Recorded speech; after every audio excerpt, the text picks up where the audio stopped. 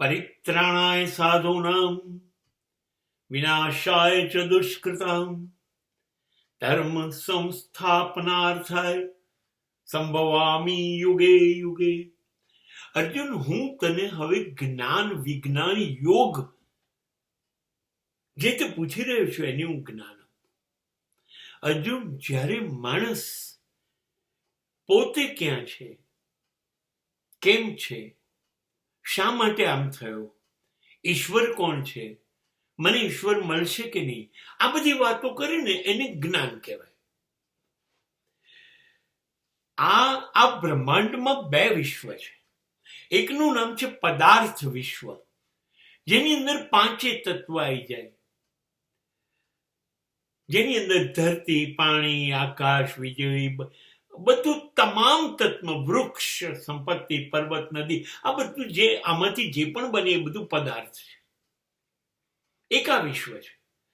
અને અર્જુન, એ પદાર્થ હું છું.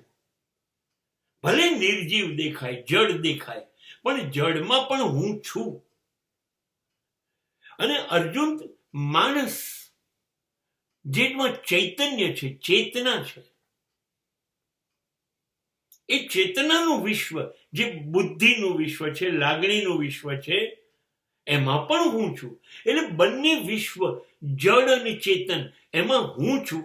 અર્જુન, લોકો ઓળખી નથી શકતા, કેમ કે લોકો માયામાં ડૂબેલા છે ને, તો એને માયા દેખાય છે.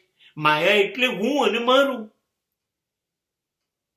લોકોને એ દેખાય છે. હવે હું અને મારું દેખાય તો ઈશ્વર કેવી રીતે દેખાય? એટલે હું લોકોને નથી દેખાતો. પણ જે માણસને માયા એટલે હું અને મારું એમાં રસ જ નથી, એ યોગી છે, એ તપસ્વી છે. એને માત્ર મને શોધવામાં રસ છે. એની પીઠ સમાજ તરફ છે, એનું મોં મારા તરફ છે, એની ગતિ મારા તરફ છે. તો આ જે માણસો છે એ માયાથી વિમુખ થયેલા છે, એને માત્ર હું દેખાઉં છું. અને જે માયામાં લપટેલા છે એ લોકોને હું નથી દેખાતો. અને જે માયા છોડીને બેઠા છે એ લોકો માત્ર મારી અંદર રસ લે છે. અર્જુન, હે અર્જુન, એક વસ્તુ તું ખાસ યાદ રાખ, હું જ સમય છું. હું જ સમય છું. અને સમય પ્રમાણે બદલાતી દરેક વસ્તુ અને વ્યક્તિ એ પણ હું છું આ ધરતી ઉપર.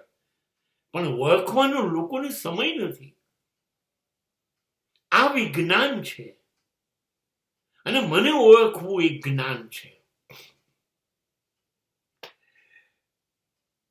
જે લોકો મને નથી ઓળખતા, સમાજને ઓળખે છે, માયાને ઓળખે છે.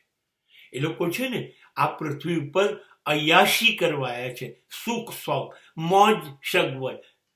એને જલસાઘરમાં જીવવું છે, મજા કેમ આવે? હવે આ મૂર્ખ લોકો કેવી રીતે મને ઓળખશે? એની જે મજામાં મજા છે એની ઈશ્વરમાં કેવી રીતે મજા આવશે? પણ આ બધું મળશે ઈશ્વરની માએ, તો એ સુખ શાંતિ નથી, એ અશાંતિ આપશે. અને જે મળી ગયું એ બધું દુઃખ આપશે. પદાર્થ દુઃખ જ આપી શકે, સુખ શાંતિ એ પરમાત્મા આપી શકે, એ હું આપી શકું. પણ એમાં લોકોને રસ નથી. એટલા માટે હું કહું છું કે જે પદાર્થને ઓળખી ગયા એ પરમાત્માને નહીં ઓળખે, અને જેને પરમાત્મા ગમી ગયો એને પદાર્થમાં રસ નથી.